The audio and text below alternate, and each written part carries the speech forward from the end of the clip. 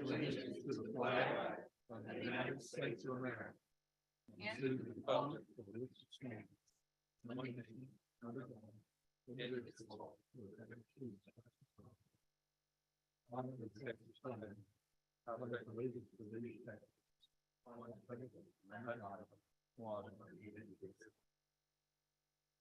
Please join me as I pray. Again, Father, we're always thankful for the blessings of this day. Just to be able to get out of bed and be on the top side of the grass is a good thing, and we thank you for that. And as we invite your presence here today, I think about the job that these commissioners have to perform. And it's a difficult job because there's many opinions of how we should lead. And these commissioners always want to know what is good. And I think about the prophet Micah when he was asked by the leaders back in early times in the Old Testament, what is good? And the answer that came to them was from Micah. And he said that leaders should act justly. They should love mercy, and they should walk humbly with their God. And that's the prayer I have for these commissioners as they lead this county, that they act justly, that they love mercy, and they walk humbly with God. And I know we'll be led in the right direction. For it's in your name we pray. Amen. Amen. Good morning. We do have a. Commissioner Cheney, Here. Better. Here. Commissioner Russo. Here. Commissioner Lavah. Here. Judge Mills. Here, we do have a quorum. I don't see any list of anybody that wants to speak as a citizen, but we do have a presentation from Aransas. That Aransas County is due for renew its electrical service agreement. And Mr. Jim Saunders with the county's provider, Mid-America Energy Services, is here to give a presentation and answer questions. Good morning, Jim. Good morning. Good morning. It is a pleasure to be here. Most of you, I went through this presentation in an extended version a few weeks ago. We've been blessed to work with the county for 3 contracts, I believe, quite some time.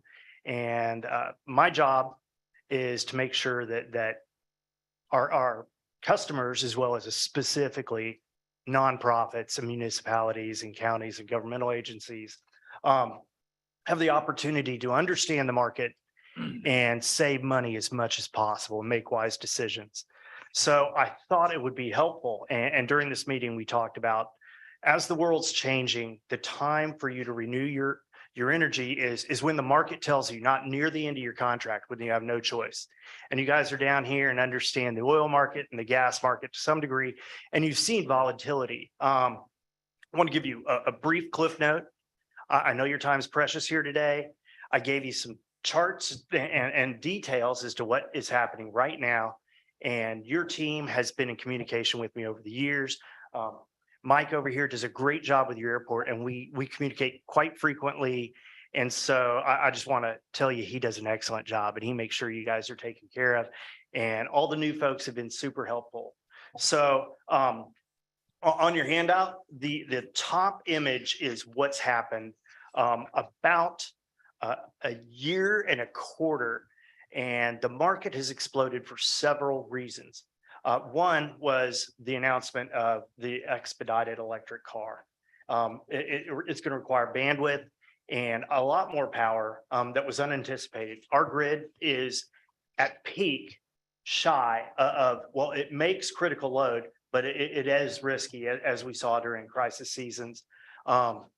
As we moved into crypto mining, creeping into Texas, often these data mining centers, which are going to become the norm because blockchain is great security. It protects our nation, our individuals, and all of our established industries from hacking right now. I believe we're migrating to that, which was going to increase the demand for supercomputing, which is a huge consumer. Often these locations consume more than smaller cities, municipalities. And with that was an explosion. It's the first spike you saw, and then the radical spikes, which we've not seen. Those are shocking to me. 15 years ago, rates right after deregulation were a little higher. We scaled down as we grew and understand the market.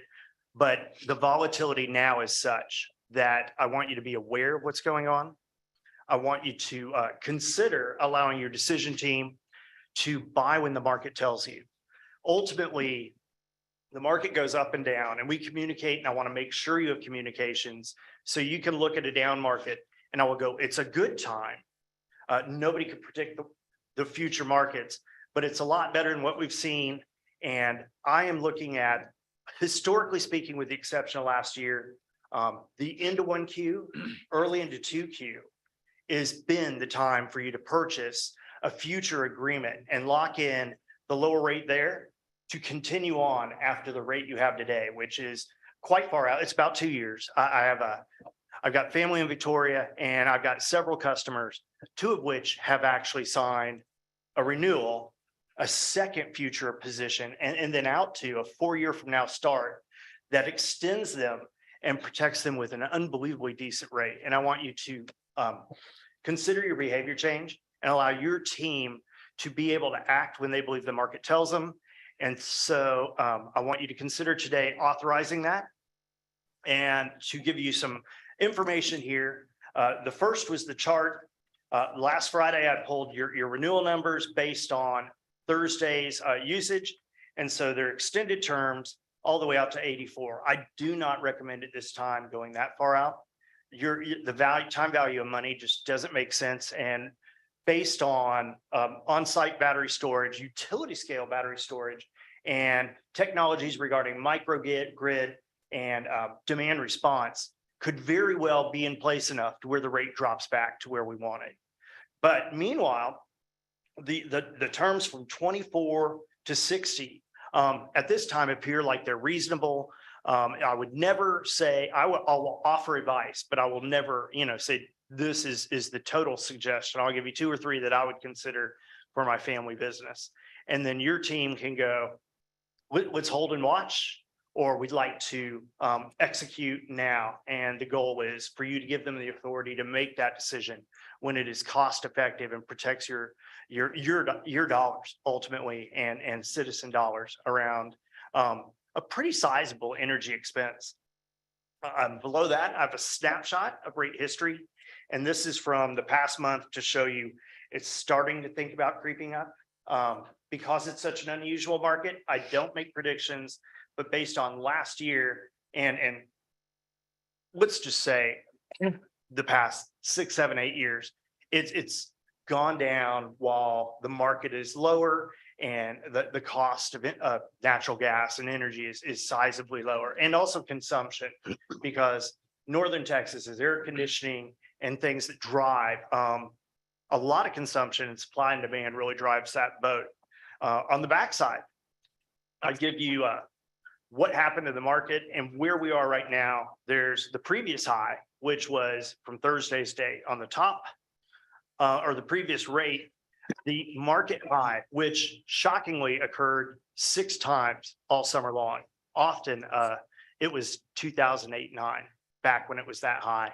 The market low, which was changed as well a lot of this summer, and it jumped radically from the past. I guess 2007 was several future years, and if you can look now, all the future years occurred.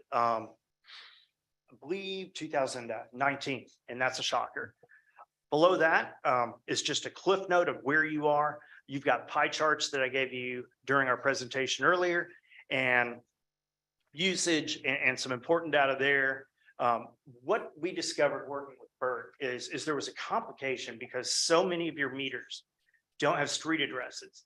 And the only way he could provide that information to me during your rebuild after the storm was a snapshot of the meter, which is not used on a contractual basis. Your easy ID is because it sticks with a location, but if meter changes occur, it's adjusted.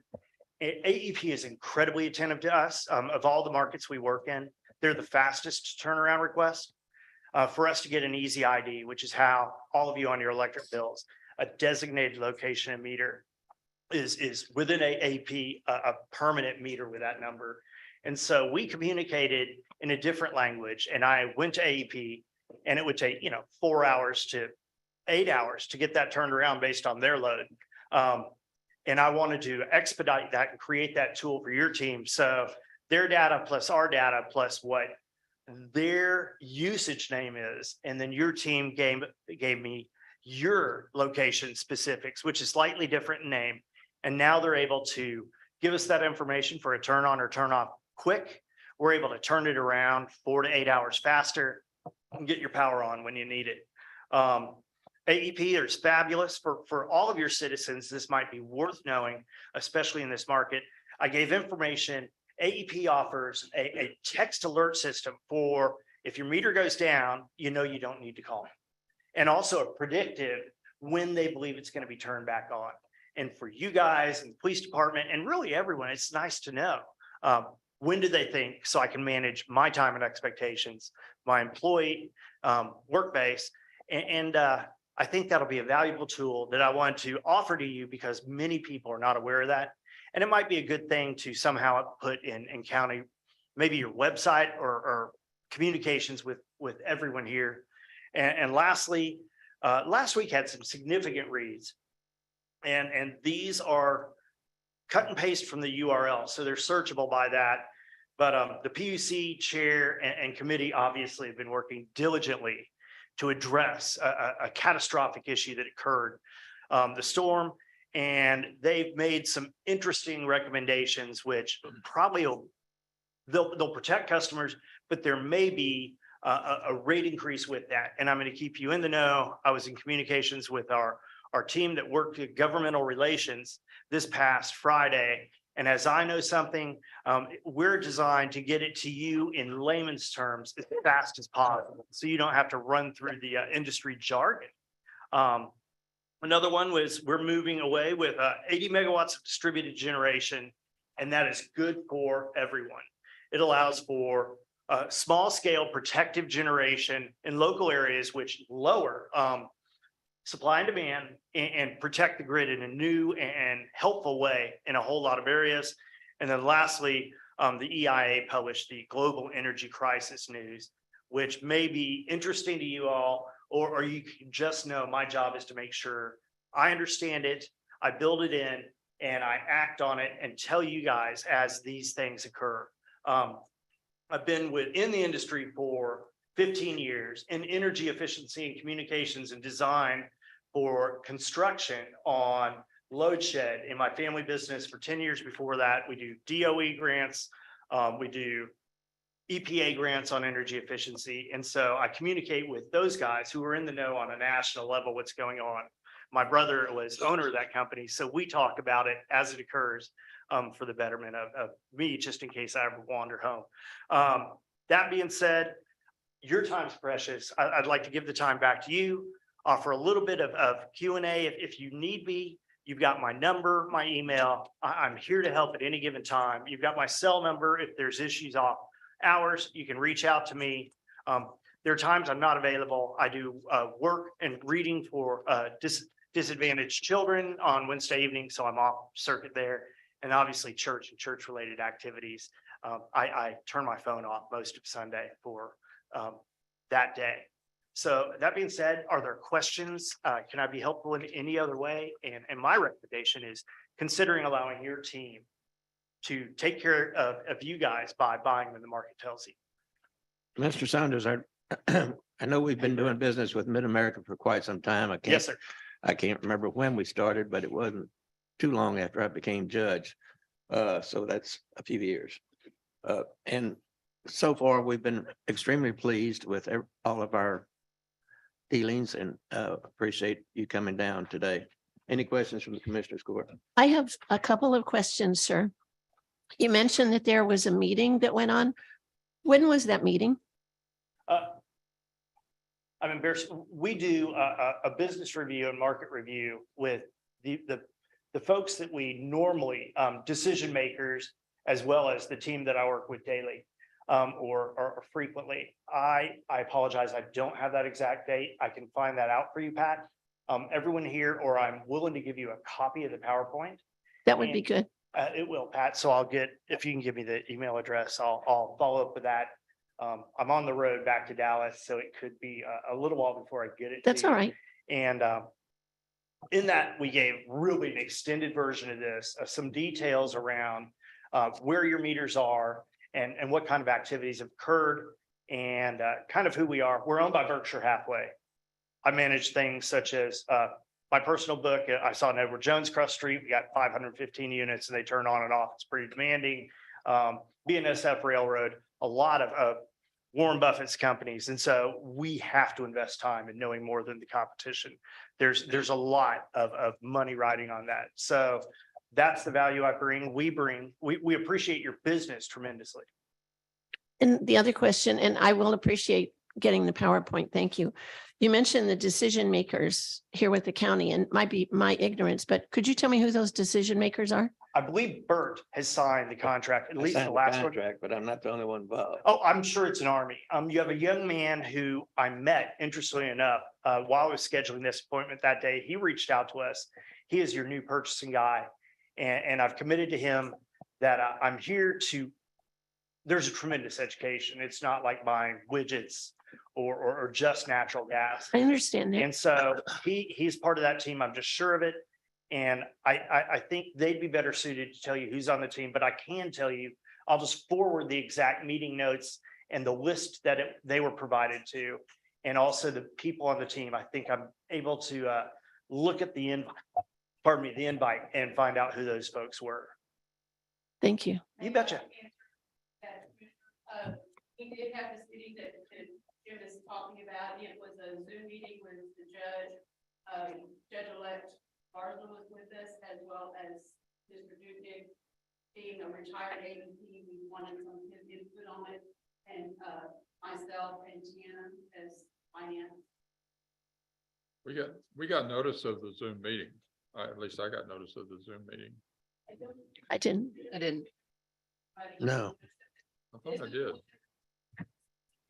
Talking about it, we discussed bringing it to court to have this presentation and bring it to court for them to give the judge the power to sign an agreement or a contract when it was the time was right. Even though our contract is not up until June 24, we wanted to be able to get into it and extend the contract when the time was good, and that's what we've been working with, and that's why we're having the presentation. And so the reason for that is I was not involved with you guys. I came to Mid-American about 3 years ago. But I managed about 350 brokers when I was at NRG. And frequently what I would see is they'd be ready to act. The municipality or county would be ready to act, but it had to be brought to a vote. And the market moved sometimes in the negative and hurtful. So I wanted to prepare you guys way early while I was still here and while I was aware of that, so you could make this decision. No, I appreciate what you're offering us. I just wanted to know who the parties were that were included in this. Thank you. I'll look forward to your PowerPoint. And I'll follow up with the PowerPoint presentation as well. Good. I'd like to see it too. And can you, Jim, can you give us any information about what kind of timing pressures we're facing on, we're at the end of a year and that we're going to have a changeover of at least 2 members of this court in January. Is this something that needs to happen now, or can it wait till 2023? I would suggest now, but I don't believe, well, I certainly wouldn't suggest action unless something goes crazy, which I don't anticipate at all. But I would say the actual decision to execute would probably be late 1Q, early 2Q next year, unless I see stuff and there's some extenuating circumstances that haven't been resolved, which are in flux right now, or perhaps same time next year, unless. But the latitude to buy when the market tells you is critical. And so my goal was stop, act, and then no matter what happens, you're prepared. I guess what I'm asking is there something you need from this court today? No, that your team decided it might make sense to vote on it today. How you handle business is absolutely none of mine. But you don't have a warning to give us if we don't act today, that something No, awful is going to. Okay, sorry. I just try not to give exacts because I want everyone to make their own decision. Yeah. But if you'd like to wait till early next year, that is completely reasonable based on what I know right now. I mean, at that time, the two, Mr. Garza and Mr. Dupnick, who were with you in the meeting, will be on the commissioner's court. Perfect. outstanding. I was invited now and so I act Yeah. on whatever I'm told to do. Appreciate it. What we have for action on the agenda today is only to authorize the judge, He's not authorizing it to sign it right now, it will be when the pricing is right. Whether it be, next month or 2 or 3 months from now. I guess well, it may be something we need to discuss when that action item comes up, but I'm trying to understand whether how much we're tying ourselves up in the future versus just taking immediate action for the time being and leaving the next year's court free to take other action. The only thing I would see is if the pricing was really a good pricing in December, then you tie yourself up and you've lost that chance. Yeah. Where we will watch it and not do anything until that time, but we have the authorization in hand where it can be done whenever the time is right. Truthfully, that makes sense, Mhm. but I don't anticipate action during that time period. And you may choose to go act now, but if you've not executed, recommit or change your minds Mhm. in the next, and that might make really good sense, actually. It just gives you the latitude to make the right decision. Yeah. And historically speaking, the further you go out and the better the rate is, because the Right. energy market But is the more the risk because it might go down instead, right? usually, no, I mean, it goes up, guaranteed. Well, for the past 6 years, Yeah, no, Um, chances are. 25, 24, 5, 6, 7 will go down. Mhm. And then they start creeping up as it gets closer to those time periods. I'm nervous about making a long-term hedging decision. It's so close to the end of. And you're the- not. Okay. You absolutely aren't, and I would not recommend it Okay. unless something radical happens, which I certainly don't anticipate it, but you're preparing yourselves so you can make the decision when the time is right. It is not a commitment to do anything but empower your team to serve you. Thanks. I You would betcha. like a copy of your PowerPoint too. Oh, yeah. And a absolutely. copy and your business card if I could get that. I will send you a digital business card. Perfect. My belief is you need me on the cell phone when you want me. And In also. that case, you need so anyway, we'll exchange contact. Oh, no, information. absolutely. And you guys can call anytime or email anytime, and I'm here to serve. Thank you, sir. Thank you. Appreciate your, And would you be able to apologize? I've got, let me go. yes, go ahead. Thank you. Have a great It's day. a long drive. Thank you, Mr. Saunders. Mr. Saunders, can I give you an email address?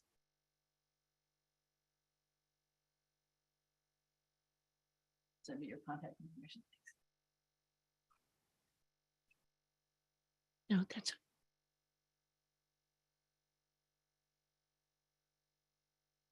Under consent agenda, we have 5 items, 2 of which are again to the animal control. We want to thank Mr. and Mrs. Olson and Rockport Little Theater. Thank you very much for your donations. And and Derek Construction. Wow. Do I have a motion? Move to approve. Motion made, Second. second Commissioner Castleline. Roll call. Commissioner Cheney, Yeah, aye. Commissioner Casterline. Aye. Commissioner Russo, but I would like to mention that one of the donations was actually for the sheriff's department. Oh, sorry about that, Miss. Oh, I didn't even notice. Yeah, that was Mr. and Mrs. Olson. from Sheriff's Department. Correction. All right, Commissioner Russo, Aye. Commissioner Law. Aye. Judge Mills. aye, unanimous. Item number 7, approve or disapprove third quarter Rockport Cultural Arts District report. I make a motion to approve. I'll second it. Motion made and second. Russo. Yes, ma'am. Good morning. I'm not Jennifer Day. No, you- No, I'm not. I'm Pam Hurd, and I'm the county's designated person for the board for the Cultural Arts District. Jennifer couldn't be here today, and she asked if I could do this. So please don't ask me any hard questions. I can answer the easy ones, and anything else you need to know, I'll have to get back to you. But in the meantime, next slide, please.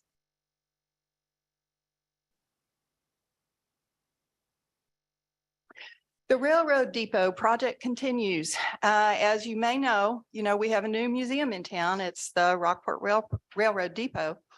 and we're in the process of restoring it. One room is complete and it's beautiful if you haven't been in there. And the project continues. It's got a whole bunch more. We're still fundraising, but once it's done, the building, I think, will be sort of an alternate like tourism information center for the downtown area. It's going to be great. Next slide, please. And we had the ribbon cutting for the parking lot. All these people braved the rain to come on that day, and it's wonderful. This parking lot is part of a grant, and it's going to be used, of course, for the depot, but basically for the Rockport Center for the Arts. The walking distance is about 1.5 blocks, and it's going to relieve downtown from a whole bunch of the fact that there's just not a lot of parking down there. So it's a wonderful thing. Next slide, please. And, oh, look, there's Bubba with a book. Yeah, the book, I'm going to go ahead and plug it real quick. It makes a wonderful Christmas gift. If you haven't seen it, it's beautiful. And it's only $35. And I don't know about y'all, but I spend $35 on people I don't even like. So think of that for a Christmas gift. Next slide. And Passport to the Past. That is the initiative to visit the museums in Rockport. Next slide, please. You have a QR code outside each of these entities, which is the Fulton Mansion, the Rockport Railroad Depot, the History Center, and the Maritime Museum. And you visit all 4 of those in this little program. And when you get to the 4th one, you've completed the circuit and you get a little prize. So it's it encourages people to visit the museums in the area. Next slide, please. And here's some of the patrons who stopped by. Our zip code collection shows about half and half. Outside 75 miles was 49%, and within 75 miles was 51%. So that's what we're doing. Next slide, please. And some more of the happy people who came, again, the Passport to the Past. Next slide, please.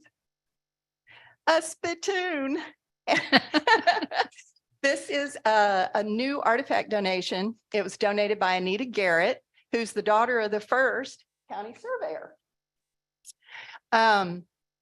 We expect that it'll probably end up, it was probably at the depot 100 years ago, and it's going to come back to live there. Next slide, please. The train.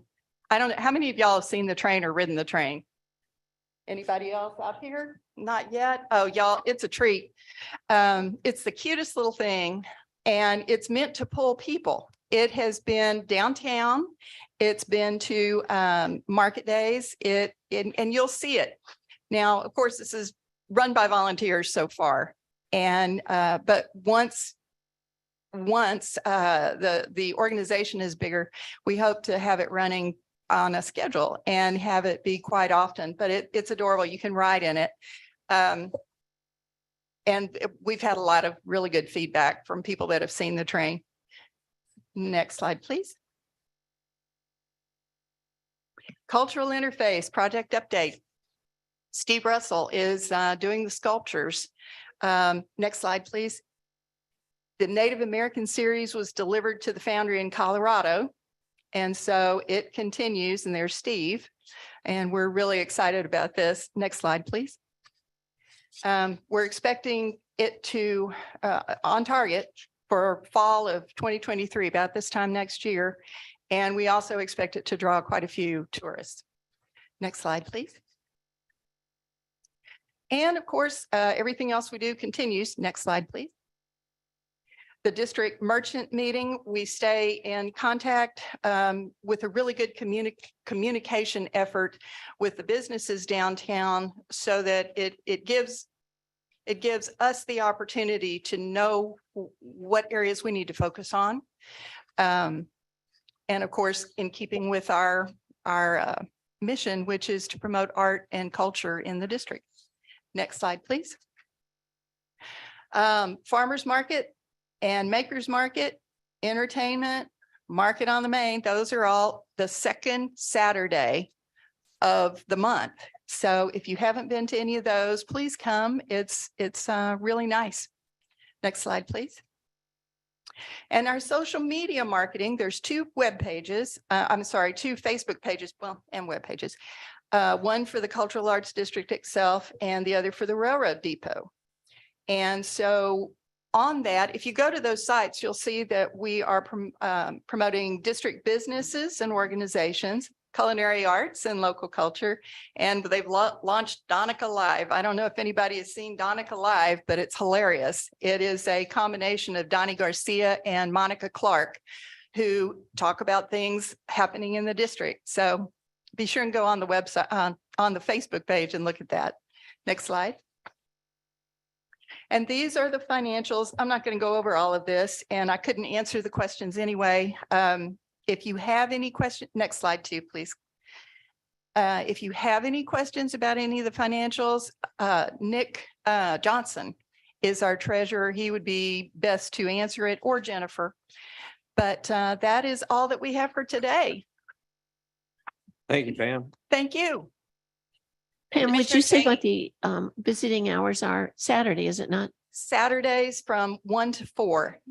We're expecting that to expand when we're bigger and a little bit down the line. But right now, consistently 1 to 4 on Saturdays. Thank you for reminding me. Any other questions? Thank you again, Pam. Item number 8. Commissioner Cheney, Aye. Yeah. Go ahead. was that a yay? Item, Yes. yeah. Aye. Okay, Commissioner Casterline, Aye. Commissioner Russo, Aye. Commissioner Laubach. Aye. Judge Mills. Aye, unanimous. Item number 8. Move to approve resolution R 29-2022 requesting Senator Louis Oakhurst and Representative Todd Hunter to introduce legislation to remove the civil jurisdiction limit from the Aransas County Court at Law. I'll second that. Motion made and second, Commissioner I, Cheney. I'd like to just clarify that, the commissioner accidentally used the word from, and it should be for, not from the county court at law, Okay. but for the county court at law. Okay, thank you. The last couple of years, a lot of discussion has been had about trying to obtain a district court strictly for Aransas County. We found out in the last legislative session that that ain't going to happen. We simply don't have the population and the total caseload to pass the bar set by the legislature. And there's reasons for that. The state has to fund a great deal of the district courts, and they can't just automatically give any county one that wants one. This is a way to assist with the district courts in their caseload, and they have difficulties. There are 3 judges and they cover 5 counties, and a good deal of their time is spent on the road, and that interferes with their ability to move cases as fast as they would like. In addition, in courts like theirs and mine, where you have criminal as well as civil jurisdiction, you're required by law to move forward with the criminal cases first, which gets in the way, frankly, of the civil cases. We can argue about the ability of the courts to manage that, but it is an awkward situation at best. What I'm proposing is simply to give concurrent jurisdiction with the district courts on civil matters. Hopefully that will alleviate to some degree their burden and assist the residents of Aransas County in moving forward more expeditiously in their caseload. No new money. Same number of cases are going to get filed. It's just a question of whether it's in district court or county court. No new personnel. And they go ahead. How do you figure that there won't be an increase in your case burden? Won't you get many more cases if people can file larger cases that they previously couldn't? I mean, I realize it could be taking away from district court burden, but it's still going to have an effect on your department's budget, isn't it? Not on my budget, but on my workload, yes. I mean, can you handle the same workload a larger workload on the same budget, really? I feel confident we can. It's a matter of One issue is the availability of courtroom space. And one of the positive byproducts of the new courthouse is that the arrangement of the courtrooms was designed so that the Justice of the Peace courtroom is larger and Commissioners Court will be using that courtroom, and it will also be the overflow courtroom for the district courts. And now it's this one. I would probably be in a jury trial today if we weren't in Commissioners Court in here today. So it will make that courtroom available. And yes, I anticipate that it will be additional work. I'm blessed with a top-notch court manager who is very dedicated and skilled at her job, and I think we can handle it. So, from the point of view of say I'm a litigant and thinking about where to file a lawsuit. Currently, one of the things I have to consider is how much money is at stake. So if there's Right. too much money at stake, I must file in district court, can't file in county court at law. If the legislature removes your cap, what other considerations are this, is there going to be complete, are this, is there any case that I can only file in the district court and can't file in the county court? Or you're going to get sort of basically a shot at this exact same batch of It'll be cases? concurrent jurisdiction. in all Exactly the civil same matters. jurisdiction on subject matter as well as amount, everything. Yes, and Okay. I would remind the commissioners that that already exists in family law matters. We're concurrent Mhm. jurisdictions. And the parties filing the lawsuit have the choice. They can file in district court if they wish. If for. I It's just like can't- getting a fourth district judge almost, On civil matters, correct? civil matters, right? Yes. Representative Hunter has already advised me he is solid behind it. They have this system in Nueces County, by the way, Mhm. and some 20 other counties around the state, which have the same problem we do. If there's a need, but there's not sufficient population, et cetera, to get the legislature to pay for it. I have talked also with Senator Kokar's office, and I haven't spoken directly to her. I did a couple of years ago after we were unable to get the district court, and she was supportive of this concept at that time. Their office has already contacted legislative council to begin drafting of the legislation pending y'all's support for the resolution. Any other questions? Thank you, Judge Bianchi. Appreciate it. Good luck.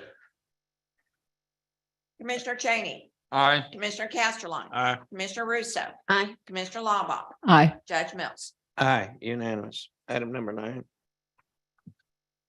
I move to approve authorizing the issuance of a request for proposals for road materials for the county of Aransas and authorize the county judge to sign all necessary documents. I'll second that. Motion made, second, Commissioner Cheney. Any discussion? Is Roll there, call. is this all within budget? Anything we need to know? Just the usual annual re-upping? And budgeted and no impact. Okay. Roll call. Commissioner Cheney, Aye. Commissioner Casterline. Aye. Commissioner Russo, Aye. Commissioner Lombard. Aye. Judge Mills. Aye, unanimous. Item 10. I move to approve the conceptual plan for the point at Rockport Landing, a planned unit development at 3401 Highway 35 North, La Buena Vita Phase 2 from Moreland Capital Partners LLC. Motion made, Second. second, Commissioner Casterline. Discussion. Yes, I just had a couple of questions. I noticed on here, it says that you're currently in discussion with the city to extend water and wastewater services. Does that look like it's likely? Yes, it does look likely. It's actually not extending services. The stub ups come on the southern boundary of Islands of Rockport. So it would go to the lift station on the northern side of Islands of Rockport. And what the city of Rockport is doing is examining the capacity in that lift station. But they feel reasonably confident that it does exist. If it's not there, there's some ways to mitigate that and increase capacity with pump upgrades. So that's the discussion we've had. Okay, and then I just, in your quality open spaces network, it sounds very nice, like you've been considerate of making it a real neighborhood instead of just a place with a bunch of houses. But I noticed that you say the streets will be lined with trees to provide valuable shade. That's good. And I wonder, have you received input from environmental health on this? On planting trees, Just on the types of trees, the number of trees, if you're taking any trees out? there's no trees on the property Okay, today. And no, we have not consulted with environmental health on a planting plan. We would typically do that when we would contract with a landscape architect and have a landscape hardscape plan that would come a little later in the process. all right, thank you. Any other questions? Thank you, sir. Roll call. Commissioner Cheney, Aye. Commissioner Casterline, Aye. Commissioner Russo, Aye. Commissioner Lawbach, Aye. Judge Mills. Aye, unanimous. Item 11. I have, do we need to go back to item 10 or item 8 and read the resolution? No. Okay. Item 11. I move to approve a request for variance on county subdivisions regulations on minimum lot size requirements to replat 304 and 305 Rustic Oak Lane from 2 lots into 1 lot per the attachments 2A and 2B. Second. Motion made and second, Commissioner Castelline. Any discussion? No. Roll call. Commissioner Cheney, Aye. Commissioner Casterline, Aye. Commissioner Russo, Aye. Commissioner Lawbach, Aye. Judge Mills. Aye, unanimous. Item 12. Move to approve a request for variance of county subdivision regulations on minimum lot size requirements to replat 114, 120, and 122 Redhead Road from 5 lots to 3. Okay. 5 lots to 3, attachments 3 and 3B. I second that. Motion made and second, Commissioner Cheney. Any discussion? Kat, are you on? Yes, sir. Any This is a discussion? replat for septic. Okay, for all 3 of these, it sounds like it's one of our standard deals where even after the combination of lots into a smaller number of lots, they're still below our recommended size, but large enough to suit you and bigger than they would have been if they had remained grandfathered. Correct. They're going from less compliant to more compliant. Any other discussion? Roll call. Commissioner Cheney, Aye. Commissioner Casterline, Aye. Commissioner Russo, Aye. Commissioner Lawbach, Aye. Judge Mills. Aye, unanimous. Item 14. 13. Oh, 13, I'm sorry. Move to approve a request for variance on county subdivision regulations on minimum lot size requirements to replat 718 Copano Road from 2 lots to 1 lot. Second. Motion made and second, Commissioner Lawbach. I have a question. Kat, Yes, ma'am. on the agenda memorandum we received, it showed current acreage for lot 8 was 5,000 square feet. For lot 9 is 5,000 square feet. Yet when we combine the two, it will now be 15,747 square feet. Where did the other 5,700 square feet come from? It was most likely a discrepancy from the appraisal district record to the most recent survey. It's not uncommon for there to be some square footage. The official square footage will be what is on the plat. But it's not uncommon for the discrepancy to come up when the replats are done based on the old plats. Because the way it reads, it looks like maybe there should be a 3rd lot contributing to the acreage, because both the acreage and the square foot measurements don't sum to what the new proposed acreage will be. But are you confident, Kat, that it was just an error in the old plat? Is that something you've had a chance to check, or were you just speculating? It could have been either a typo, the more I look at it, but it could be just based on a lot of times the measurements I'll do will be based on the land shown on a satellite aerial, and the discrepancy may be based on the part of the tract that is now in the water from the original replat. But I'd be happy to double check that. However, I am confident that the square footage shown on the plat from the most recent survey is accurate.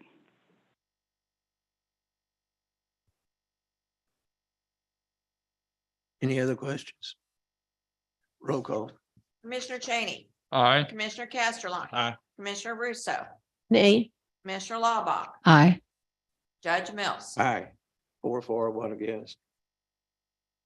Item 14. Move to approve the creation of a lieutenant position in the Criminal Investigation Division. Motion made. I have a second. I'll second it. that. I don't know if that should say Second. the sheriff's Commissioner department Cheney. in the item. Pardon? Should it say in the sheriff's department in the agenda, Yeah, in the motion? I think that's the only place we have a commit CID, so I don't know. Go ahead. Fay. In the reorganization we've been going through for the last 2 or 3 months, we decided at this time to try to establish a position of responsibility within that same unit. It's not growing, still has 5 people in it, will have 5 when we complete. We're just wanting to establish the authoritative position in there that somebody will reassign cases and evaluate the progress on them, move personnel to assist if needed, and try to balance the load out better than we've done in the past. And it would just give us a title. We'll stay on the same pay scale and job assignments. Won't change anything in payroll or just asking to create a position. Is there a proposed job description to go with this now? It's being worked on at this time and would bring that back when it was completed if it's your approval to move forward with it. It's just, he would still investigate cases as well. He or she would still be a part of that group and handle part of the load, would participate in the on-call with them as well, but it would, within that 5-person group, make a designation as to somebody's going to be a little bit more responsible to Right. track the progress. Because if you're creating a lieutenant position, I would think there would be more supervisory duties that would be assigned to that position. Will be, yes. So help me understand why it doesn't affect the budget. Is you currently have 5 people, you're going to elevate one of them to a sort of a more senior supervisory position, but it won't change the salary for that Correct. position? He, the individual right now that would in there is will be the senior person in that group currently, is at a step in So the pay already scale higher. above everybody already.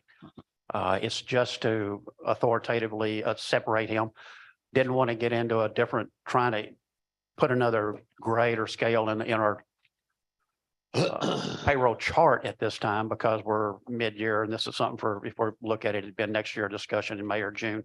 If that came up, because in the future, yeah, you could probably end up with a deal where I don't foresee it right now, but your person in that group pay wise and time with in that group. So that pay group of the individual is above the pay group of the other CIDs? The step, he's at a step, he's on the same pay group, but his step is separating him from the rest of them.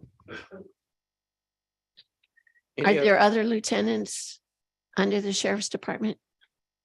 In the jail, yes. Okay, that's a different pay. So do you think when you bring the proposed job description, you may bring it at a higher pay group? Not at this time. I wouldn't at this time because it's going to take structuring within the auditor's office and everything else. It would, I think it's upsetting too many parts of the establishment at this time to do it. And it's not appropriate time for me to come make that change. I'm just asking that you'd allow me to establish a position to set him apart from the other 4 in that group.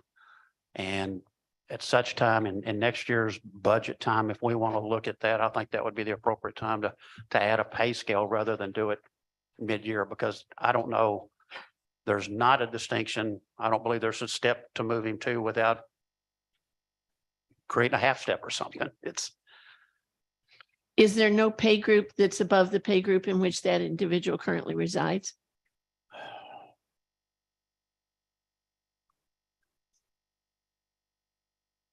We could use the same pay grade as the jail, same group. And it may be that moving up the group, just take a couple of steps back. It- at its current level. Right, If it's doable, it would still be budget neutral. right. Because I would recommend if you're creating a supervisory position within this category or any, that it needs to be a higher pay group. So when you bring the job description, you can move it to that pay group and just give them a step at the same time that would result in budget neutral. I'm good with that. I just felt that at this time, I've listened to discussions in the court before, and because we approved a budget, didn't want to make this any more complicated than it needed to be to establish the position first, but if, I can live with the auditor's recommendation. I mean, that's good. We can move it to the pay scale that the jail position sits at now and just adjust his step according to where he's at now. Well, in the interim, Sheriff, before you get the description done, you can just simply step somebody up. You have the authority to make a step increase within your department. That's true, but to the point she's alluding that for future discussions, if that individual leaves, retires or something else, then I may be looking at somebody that's Yeah. not separated within Well, that group. If you establish a supervisory position, you need to establish a step for that, which will probably be an increase. It's a And I pay think group. that would Pay be a group, big it's the step. group of group. steps, yeah. Move it to a different group and I'm, Right. that's fine. We will work with the sheriff and get this taken care of. Okay, thank you. Do you have in mind who that might be, or is it too early? That's, I do. We've got that I've already assigned him that task and he's accepted it. Introduce him at the conclusion of this meeting, hear from elected officials and And who is that? Rodney Cox. Oh, Rodney? Okay. Good choice. all right. If there's no other discussion, roll call. Commissioner Cheney, Aye. Commissioner Casterline. Aye. Commissioner Russo. Aye. Commissioner Lavah, Aye. Judge Mills. Aye, unanimous. Item 15. I move to approve a temporary situation that will lead to moving a part-time employee to a full-time until an effective resignation takes place involving the training academy coordinator. Second. No new money. So how is it, Commissioner Castellane. how do you pull that off without new money? How does that work? What has happened is, we worked without a chief deputy, or the office did, for nearly 2 months. At the same time, I had 2 vacancies in patrol. Gavin Harrison has effected a resignation to the sheriff's office effective at the end of the year to take on a full-time responsibility as a constable because of that workload. Wasn't anticipated when he started that transition, but because of what we've discovered since then, he wants to commit 110% to what he's doing as elected constable. So he's submitted a resignation. He does have comp time built up over the last year and a half, 2 years that he's on right now. He has effectively left and transitioned over to the constable's deal, but the official resignation will take effect January 1st.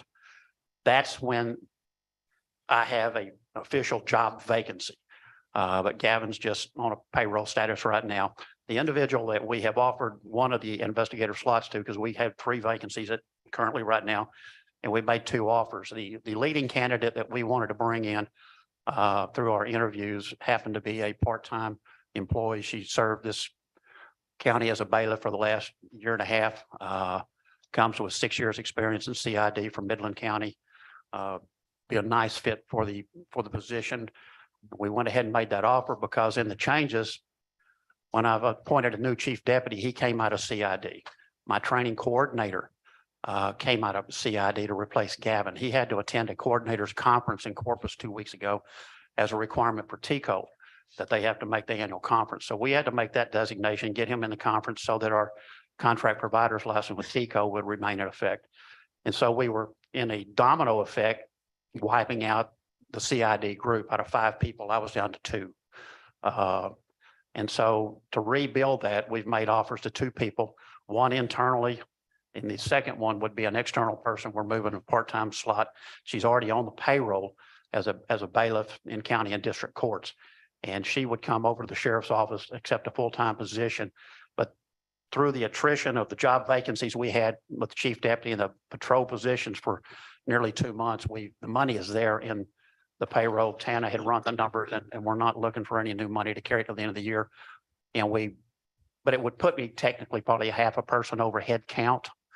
And that's what I'm wanting to inform the court and ask for permission this morning. We're not making a third announcement for the last slot yet at this time, but I did need to get the investigators back in place so that we didn't go 2 or 3 months without with 2 guys trying to carry the load of 5. Any other questions? Roll call. Commissioner Cheney, Aye. Commissioner Casterline. Aye. Commissioner Russo, Aye. Commissioner Lavah. Aye. Judge Mills. Aye, unanimous. Item 16. I move to approve the carryover of vacation in excess of 80 hours for detention officers for the year 2022. I'll second that. Motion made and seconded. Do you need to read the rest of it? Or not? Okay, discussion. Thanks. I have supplied two attachments that should be in your packet, and one of them included the items that drove this last year in the detention center because of the COVID outbreaks that we had. We had two in the jail that we had to roll back and kind of shut the jail back down to little or no visitation. On one of the outbreaks, we had 5 employees out at one time. Through that, and some of what Judge Bianchi alluded to earlier, the district judges did give us 16 jury dockets this year, which was an effort to try to catch up the backlog in the criminal side of the court. And so it necessitated us having the detention officer in the courtroom, which was the district judge's request, and y'all have provided me 2 more in January to meet that request from the district judges. They wanted detention officer in the courtroom as well. Currently, right now, I'm having to peel them off the floor, and it's working against the head count that I've got established. But in the list, you're going to see how many visitation or how many times we took inmates to the hospital, the out-of-county transports that we did for MTRs, as well as warrant pickups across the state. Anything within the state where somebody's picked up on a warrant from Aransas County, my detention officers make that transport. The ones that are licensed with TCOL as gun-toting detention officers, not all of them have that status. So we, through the year, continue to put them in a bind to where if we put 2 people in a hospital because of an overnight stay with a federal inmate, I have to bring in 2 more. And it just got to the point we couldn't honor all the vacations that people had picked through the year. On the second attachment you saw, it gave a rundown. This was a September numbers, late September, but we needed to bring it to the court. I didn't want to wait till December, mid-December and say, I don't know what the number is going to be. But from Hector's latest numbers that he gave me, because Chapa is coming off a 2 weeks vacation, will come off of his list there. And so that number will be lower than projected estimate of 20, I think it was 20,000, what was on there in September. We consider it's going to be less than that. We're still going to try to work in as many as we can. We're, back to business as usual with, as far as we don't have a COVID issue at the jail at this time that necessitates shutting down, and transports they are what they are, but we have pecked away over the year because this was a request the district judges brought us early in the year for the detention officer in the courtroom. And we tried to honor that as much as we can, if staffing would allow it, but it peeled away. When the jail was established, Texas Commission on Jails does a study, a manpower study, and it's based on how many beds do you have and what's your anticipated population going to be. And coming into play would be the design of the jail if you had 2 stories and different things, but based on ours, they'll give you a staffing recommendation. What isn't in that calculation, I found out, is what is your working model plan? Some jails contract with a outside company to do their transports. I could call somebody and tell them I've got a prisoner in Denton or Waxahachie or wherever, El Paso, and they'll pick them up sometime in the next 2 or 3 weeks whenever their vehicles make the round. And then I get a bill for that for several $1,000s. We've opted to do that internally so we can pick them up on a more expeditious rate at cost, basically, but it takes 2 people on a lot of those transports. That wasn't a part of the plan. Are you transporting your own? The other deal, are you housing feds that's going to take you out to not one federal court that we used to do 2 years ago, but last we picked up a second court in Victoria. So there's days that we will go both directions. These things chip away at officers on the floor. And with the district judge's recommendation, which in January we'll have 2 more officers. Part of the study needs to be considering the things that we have detention officers doing here that are optional in most facilities. That aggravated this vacation plan deal as well. But I think by next year's budget, I'll bring a proposal or recommendation that may involve a staffing change so that we don't sit at the end of the year and buy back vacation and such. And we're not paying out overtime while we're putting 2 officers in a hospital room with a federal inmate. That was not a part of the staffing study where we're sitting at 44 in the jail now. I have a question. When you supplied us with the information about the ER visits and all, and that one inmate went to the hospital for the birth of the baby, and I think the jailers have to stay there as long as the person's in the hospital, isn't that correct? Correct. Somebody? And then there are 3 more that will deliver. Do we get reimbursed from the federal government for those expenses? Yes, we do. We Okay, get reimbursed, but it doesn't change my head count I understand that. and drives the vacation mess.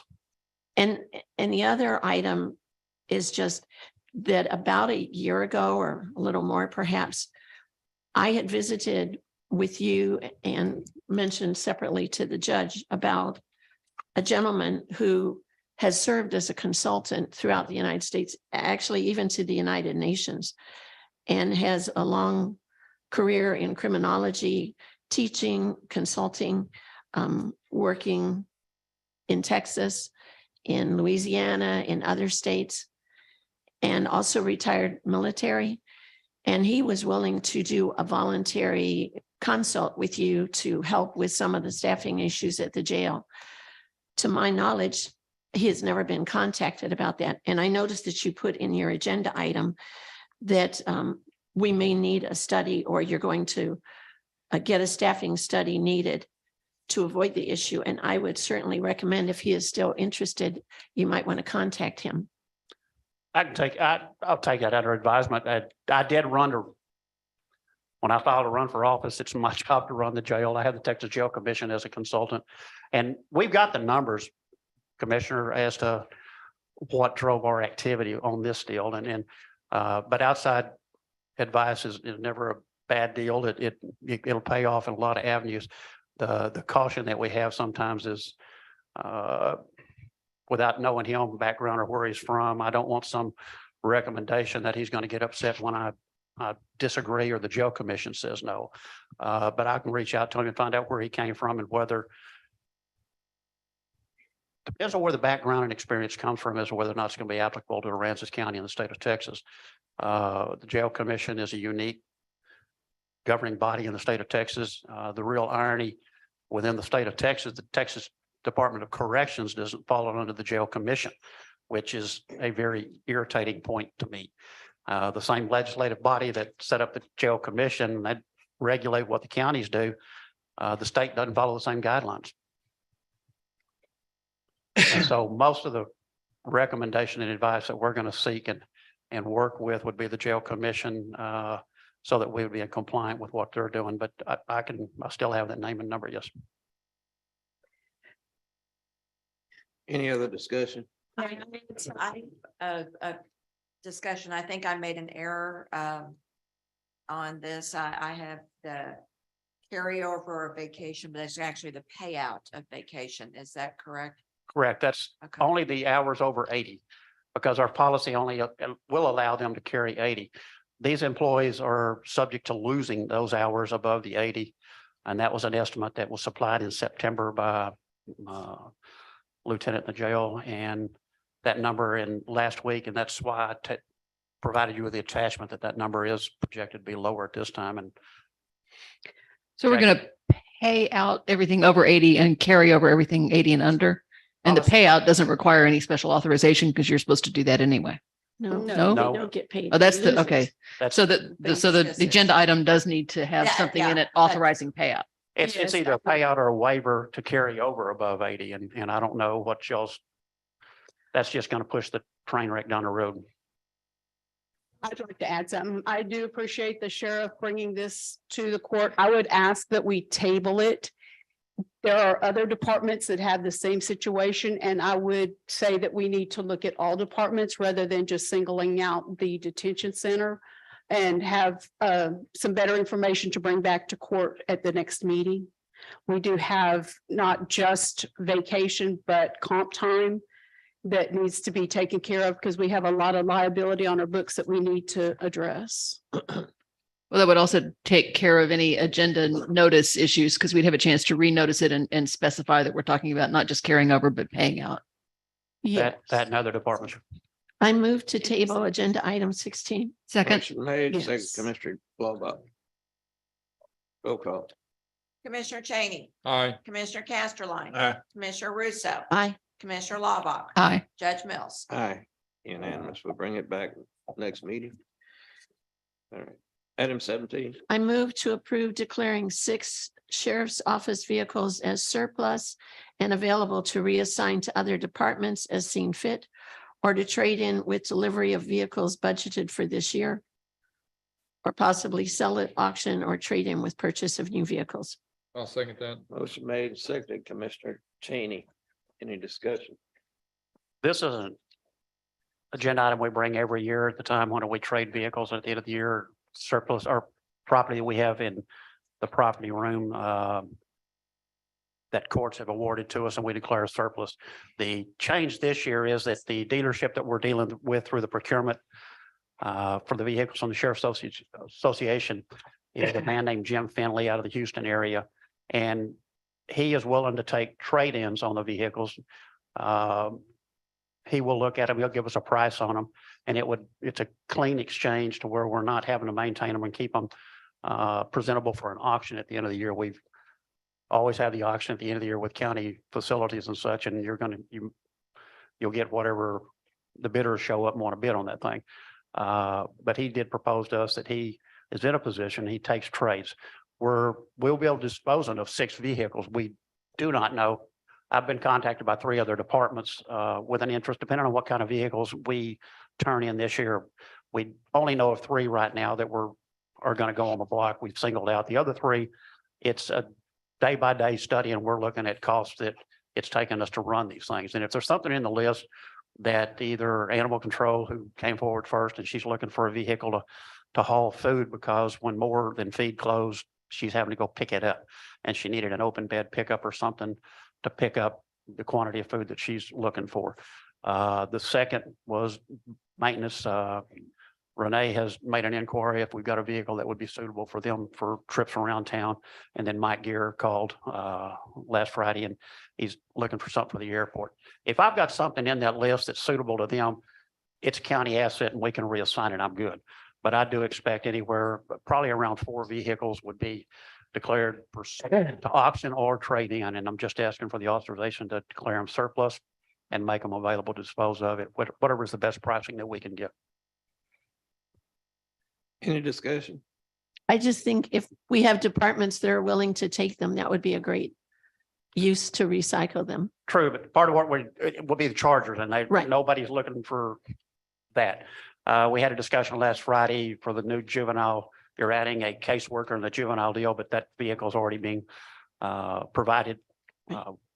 So, the chargers, there's not much request or demand for him. Most people are looking for an SUV or the pickups here. Roll call. Commissioner Cheney, Aye. Commissioner Casterline, Aye. Commissioner Russo, Aye. Commissioner Laubach, Aye. Judge Mills. Aye, unanimous. Thank you. Thank you. And congratulations, gentlemen.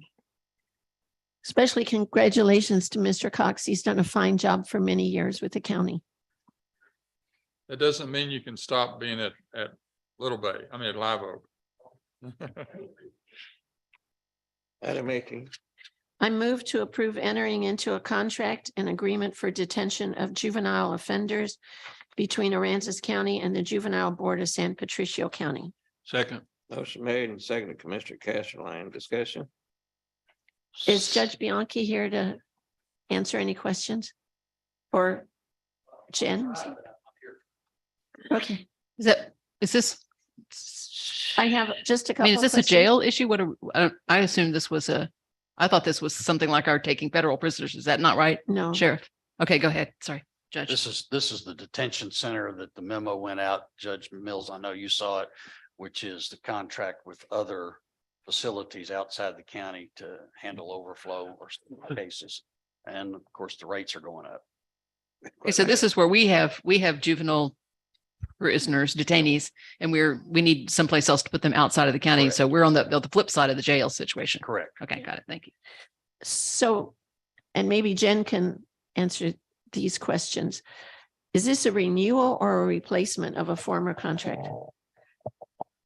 Well, it's a renewal, but because the contract hadn't been reviewed in several years, I did work with I believe it's San Patricio County, isn't it? Yes. To update some of the terms and conditions of the agreement, but everything stays the same except for the rate. cost, and that we've added newer provisions. And in the first paragraph, it talks about thereafter, this agreement shall automatically be renewed for consecutive 6-month periods unless either party issues an intent to terminate. We had talked about if we were going to have contracts that did that, that they might be brought back to the court first rather than to have perpetually renewing. Yes, we have talked about that. This situation is a little different than most of our contracts because we have a legal obligation to make sure these juvenile offenders are housed in a location that meets all the state's requirements. This would not keep going on in perpetuity without review, though. Okay. Now that we have a contracts person on staff, we will be regularly reviewing our contracts, even during renewals, to make sure that we're taking a look at them periodically in case things have changed in the law in between the time that it's, approved in that then current term. Okay. And then, and we may not have any, I'm sure we don't have any choice on this, but it says we agree to pay $175 per day. And if they are high risk suicidal, we'll pay an additional charge of $10 per hour per child. Does the state provide reimbursement for those funds? No, I think that's just on the county basis. Unfunded mandate, But the Sort of. $10 per hour extra is because of supervision. right? But it's still $175 a day. So Thank with you. it, what, you mentioned an increased price. And how much extra is it going to cost us? And do you have it in your budget? Well, it's not part of my budget, it's No, juvenile It's part of the detention. corrections budget and we currently have about $40,000 budgeted in there. It may be an increase because that's quite an increase. We're currently paying like $100 a month. So is or this a is, day or it- whatever. this isn't enough. We probably can't put a firm number on this because it depends on how many, Depends on how many they have in there. but are you expecting, can you give us any guess whether this is going to No. hit the budget? Are we likely to have to hit general revenues to cover in the increased fees?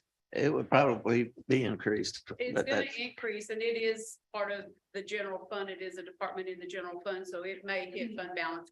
I mean, it's not gonna be a significant hit. If we're looking maybe $10,000, $20,000 could be what it hits. Any other discussion? Thank you. Roll call. Commissioner Cheney, Aye. Commissioner Casterline. Aye. Commissioner Russo. Aye. Commissioner Laubach. Aye. Judge Mills. Aye, unanimous. Item 19. I move to approve authorizing the county judge to execute a contract with Mid-American Energy Service LLC, the county's current electric service provider, for a term of 3 to 6 years when energy pricing is most advantageous for the county. I'll second that. Motion made and second, Commissioner Cheney. Discussion, I'm sure. Now, this is the issue I was mentioning before during the presentation.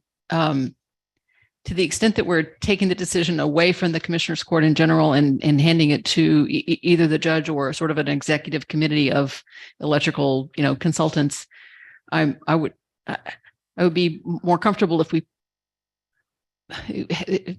I want to make sure we're not tying the hands of the future court. On the other hand, if the group that's supposed to consider these requests includes Mr. Garza and Mr. Dupnick, that removes my issue. I just would not like to see sometime in the next, 7 weeks, a market issue come up where we're going to tie ourselves into a 7-year contract because it's our best guess that that's a really good hedge against future issues, and then have the new court stuck with it. It's either I'd like it either to be that we have a limited ability during the next 7 weeks to make a large change, or at least that the incoming commissioners and incoming judge have a say in it. Well, Is that as I said earlier, they were both included in the meeting that we had and are very much aware of the situation and having to do it on a quick timeline. But the question is whether they would be in on a decision that would be made between now and the end of the year to enter into a I'll hedge. guarantee it. Definitely. Okay. They wouldn't actually be able to vote on it, but yes, they would Yes, definitely they be were, there. that's why they were in the meeting, because I wanted them to know what's going on. Right, it's just, And- I'm just and in saying, the next future 7 meetings. Weeks, anything that perfect. happens, they will be included. Okay. Do you guys have any Roll concerns? call. Commissioner Cheney, Aye. Commissioner Casterline. Aye. Commissioner Russo, Aye. Commissioner Laubach, Aye. Judge Mills. Aye, unanimous. Thank God. Item 20. I move to approve the interlocal agreement between Aransas County and the city of Rockport to transfer the ownership of the RCA parking lot to the city of Rockport. This grant project was funded by the General Land Office through the Community Development Block Grant, Disaster Recovery Contract number 20-065-098-C270. Second. Motion made and second, Commissioner Castelline, discussion. I just maybe have a question for you. This was originally signed or agreed to in October of 2020, right? That's correct. So the things that say, whereas the city is building a new Rockport Center for the Arts, that's just because at the time that was relevant. So is this just, we have to approve this now since the building is pretty much done? The project, no, Rockport City of Arts is done, but this has to do with the parking lot. But- And the parking lot's complete. Commissioner, the reason why the recital is worded that way is because I understood that there's still punch list items taking place at the Rockport Center for the Arts, and it is still relevant. We got the funding for the parking lot because of the building and the need for additional parking downtown. This is an agreement that is a sister agreement to a previous document that we approved, saying that we intended to transfer ownership Right. once the parking lot was complete. Now that it is complete, this agreement puts forth the requirements the city must meet in order to maintain ownership of that parking lot, including using it as a parking lot, and also authorizes the issuance of a deed. So the part that says that our rights and duties, that we will still follow them under the grant in a timely and efficient manner. I know that there's reporting that's required that goes on for some years. So even after we transfer, we'll still have those obligations. Okay, Yes. I need to amend my motion also to say instead of RCA, Rockport Center for the Arts. Gotcha. Sorry. and there's a I didn't catch that. portion in there about establishing a pricing structure. Do you Pricing know if the structure is city free has at an this intent point. to charge No. parking fees? That's a grant requirement, that if we use the grant funds to create a public parking lot, that if we do end up charging or anyone charges a fee for usage, that it go into a grant program fund. Okay, good. Payback. That's why it's in there, but it's not intended. All right, good. Thank you. Any further discussion? Roll call. Commissioner Cheney, Aye. Commissioner Casterline. Aye. Commissioner Russo, Aye. Commissioner Laubach, Aye. Judge Mills. Aye, unanimous. Item 21.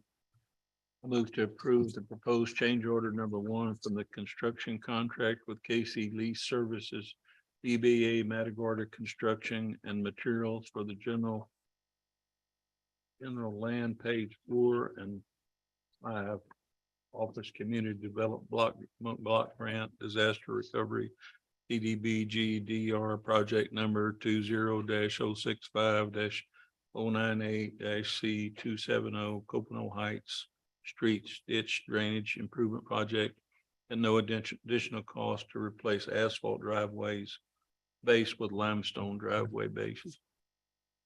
Motion made. I'll second that. Second, Commissioner Cheney. So what is going on with this one? Is it just that the grant had restrictive language about the base we needed to use? And so we have to make an official change to switch to something of an equal cost that we'd rather do? Thanks. Any other discussion?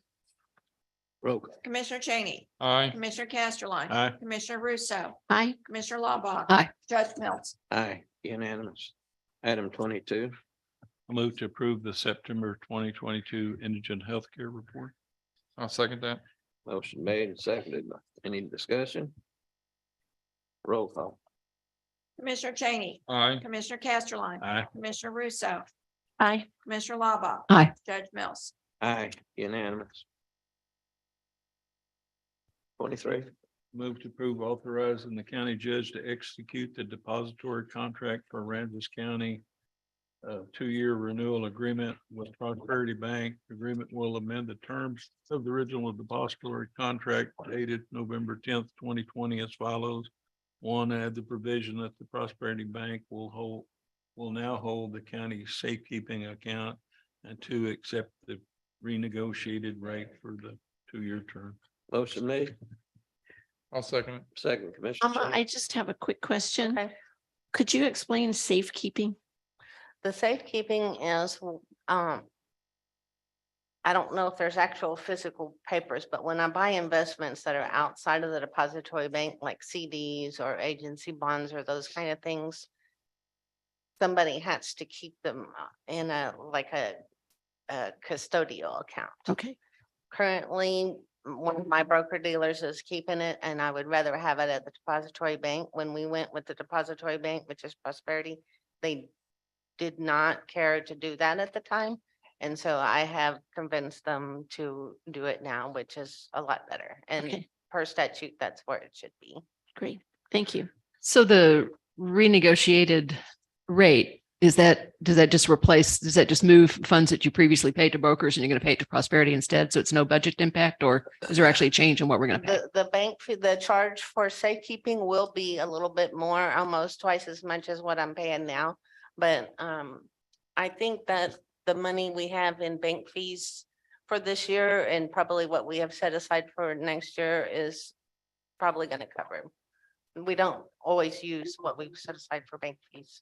Why do you prefer having it at a depository bank instead of at a broker dealer? Well, number one, in the statute of the depository bank, they should do it at it, but if. So it's a legal compliance thing. Right. It you needs can to be afford a third party, separate from the ones who actually are holding them. Brokering. And it's a third party, independent third party that holds the securities. I guess my purpose is to establish we have a compelling reason to do it, which is that the law requires it, and that if it costs more, we can still cover it in the budget. Right, but it's very minimal charge. Yeah, It was, it's not a large charge. and depends on the activity. And then the second part of the renegotiation, they are not going to change our rate. Good. Basically, I can take care of that in other ways because we have the investment pools, which are liquid overnight. And so, moving the money, they did go up on their CD rates and their money market rates. So I may consider doing that, keeping the money in the depository bank or in the investment pools. But they were not going to budge on the rate. In fact, what the higher ups at the bank had wanted to do would have been worse than what we're getting with them. But so we're going to stay where we're at on what they're offering. Okay. Any other questions? Thank you. Thank you. Commissioner Cheney, Aye. Commissioner Casterline. Aye. Commissioner Russo, Aye. Commissioner Lavah. Aye. Judge Mills. Aye, unanimous, 24. I move to approve a budget adjustment in the county's general land office community development block grant disaster recovery contract 20-065-098-C270 to remove funds in the amount of $1,101,642 from the terminated micro hospital project budget and move the unused funds in the completed Rockport Center for the Arts parking lot budget to the community building construction budget in order to complete the community building project. Second. Motion made and second, Commissioner Castelline. Discuss it. So just to refresh my memory a bit, and I emailed you about this last week. I generally recall some months back, there was some discussion when we decided not to pursue the micro hospital that the state, the GLO allowed us to reapportion those funds. That's correct. And way back when the idea was a lot of it would go for roads and drainage, but a piece was going to be set aside for the community building. And this is just executing on that intention announced way back when. That is correct. And approximately just something under $400,000 of the budget out of the Rockport Center of the Arts parking lot that we didn't use. So, John, this represents about a 34% increase in the cost of this project after I think PGAL had gone in and value engineered, right, to We get the cut- cost down? Yes. So where do you see the significant overages? Not sure exactly what your question is. We had an amount for the original project and now after value engineering, it's still coming in. The We're original, going to put about 34% more money to it. the original budget was $3.2 million and change. I'm not, don't have those numbers in front of Okay, me. that's fine. It's in front of us. Then on the first bid process, the first bid round, the bid came in at $4.9 million. So we went and did an extensive value engineering of that building and the problems that, and came down and the bid came in at roughly at 4.3 million. So there was a $600,000 difference in what the prices were. So what now is we're trying to do is we're moving money over to meet the difference between 3.2 and 4.3 To get to what the bid was. to get to what the bid was. And the difference between 3.2 and 4.3 is just a question of the bids coming in higher because the market prices have risen. Everything has gone through the roof, price wise. I mean, it's not that we've changed the project. It's just, Nope. it's just market. Thank you. Roll call. Commissioner Cheney, Aye. Commissioner Casterline, Aye. Commissioner Russo. Aye. Commissioner Lava. Aye. Judge Mills. Aye, unanimous, 25. I move to approve the October 2022 Auditors Monthly Report. Second. Motion made and second, Commissioner Casterline. Any discussion? I did include the unfunded mandate survey that was done for TAC in this report, so y'all will have a idea of how much, the state requires and puts on us for our expenses for our budgets. It's interesting. Thank you. Roll call. Commissioner Cheney, Aye. Commissioner Casterline. Aye. Commissioner Russo. Aye. Commissioner Lava. Aye. Judge Mills. Aye. Unanimous, 27, Move to 26. approve authorizing. 26. I move to approve authorizing the issuance of requests for proposals, property and casualty insurance and insurance coverage for mobile equipment, flood, watercraft, parentheses, commercial and marine and airport liability for the county of Aransas, and authorize the county judge to sign all the necessary documents. Motion made, second. I'll No. second it. Second, Commissioner. Is this an insurance package that lines up with what we have for the last 5 years been doing with the Regional Pool Alliance? This is It like is a sort of our all-in. Alliance as well as GSM. It's all of the insurance that we have that's not with TAC. All the separate policies, there's several separate policies, but just to get an idea of all of this coverage, we'd like to go out for RFPs on this. So our flood insurance though expires at the end of this year? And it's a separate policy. It may be that we need to go ahead and continue this one. We won't be ready because proposing to Right. get the open bids on the 17th of Yeah. January. And it is through the F5PA, the flood, so it's not tied to GSM. Okay. It's a different one, so yes, the National Flood Insurance Program. Okay, thanks. So, Does that mean that the RFP probably doesn't really cover the flood part? no, they do not. So I'll strike flood. So which should be struck from the motion? I would kind of like to get an idea of what it is, even if we've got that one in place. Maybe for And next it year? Probably, we won't get anything different because if that's the national flood, it's going to be the same no matter where we go. But I would like to include everything. Okay. Any other discussion? Roll call. Commissioner Cheney, Aye. Commissioner Casterline. Aye. Commissioner Russo. Aye. Commissioner Lava. Aye. Judge Mills. Aye, unanimous, 27. Move to approve budget line item transfer. I'll second that. Motion made, second, Commissioner Russo. Discussion. We have none at this time. Roll call. Commissioner Cheney, Aye. Commissioner Casterline. Aye. Commissioner Russo. Aye. Commissioner Lava. Aye. Judge Mills. Aye, unanimous, 28. Move to approve accounts payable and payroll liabilities. I'll second that. Motion made, second, Commissioner Cheney. Any discussion? I would just like to bring your attention, as Alma was talking about investment, there's another $1 million investment to one of the pools from flood control. We also have paid Teal $1.1 million and did a transfer from our tax notes to cover that. There's other invoices for, let me get over here to it. Mont McDonald, PGAL, JM Davidson, and TRM. TRM is Tom McKean. He's doing some work at the detention center that should be done by insurance. So we've put it in here so we can isolate it and make sure that it's, if and when we get reimbursed by insurance, that is included in there.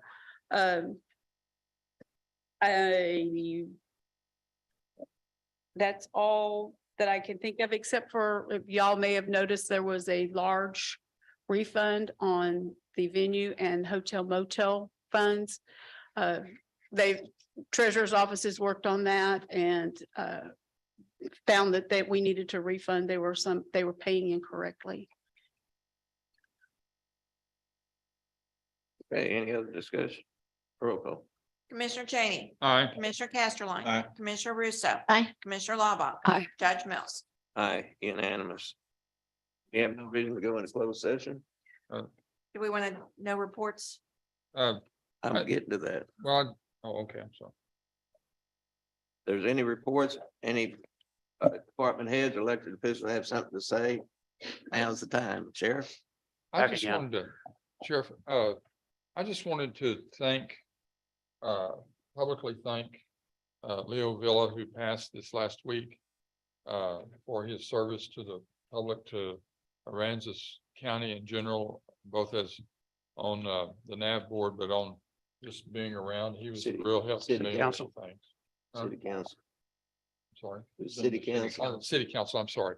He was a real help to me on many items in dealing with minority population. Yes, he will be missed. Yes, sir. With all the discussion we had earlier, I want to take the opportunity to introduce some of the changes we've made in the office, and I want to introduce Michael Brooks. We've been with the Sheriff's Office since 2001. He's been named Chief Deputy at Aransas County Sheriff's Office. To his right is Jeremy Patterson, who is the new coordinator or director for the Training Academy, the contract provider license we have with T-Cole. He's replacing Gavin Harrison. And Rodney Cox is my choice to head up the CID group and take responsibility for putting structure to that thing. And I think Rodney joined in 2008 and Patterson in 2010 or 11. They've all been with the office quite a while, and those are three of the top changes and choices that we've made. We'll have some other announcements in the next couple of weeks. We hope to finish rounding out the criminal investigation group and several of the patrol groups. Thank you. And again, thank you, gentlemen. Appreciate everything you do for the county, and be careful out there. Don't forget Live Oak.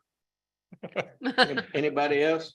I have a report from Zhangfei Li, who's part of the UTMSI group that are doing the sampling for the red beds or the Port Bay contamination possibility. And he just wanted to say that he and one of his fellow workers were going to go out to the field. This was last Thursday, and see about collecting groundwater supplies at 3 different sites so they can send those on for testing. And then they believe they'll take a boat out sometime this week to do some more sampling at different sites that they can't access easily from the road, and that they'll keep us updated. Anyone else? If not, do I have a motion? To adjourn.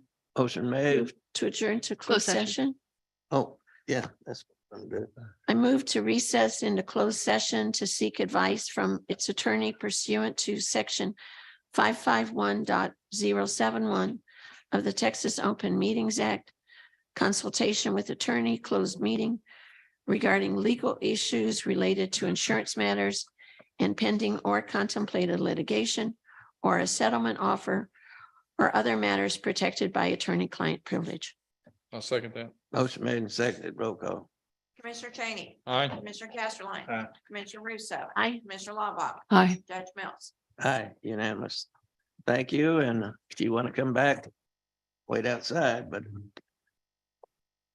might be a while.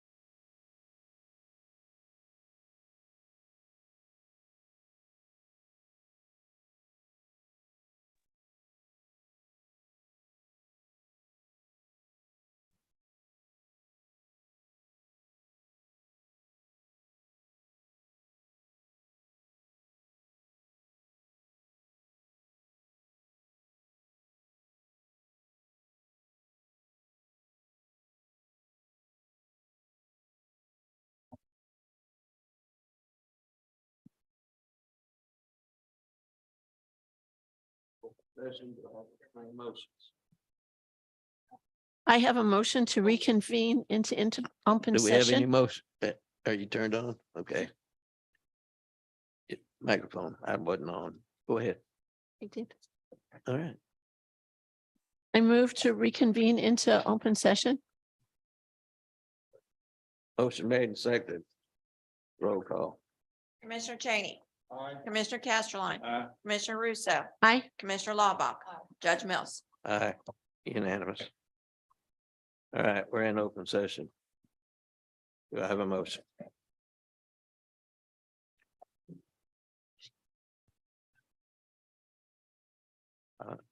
Mine's on.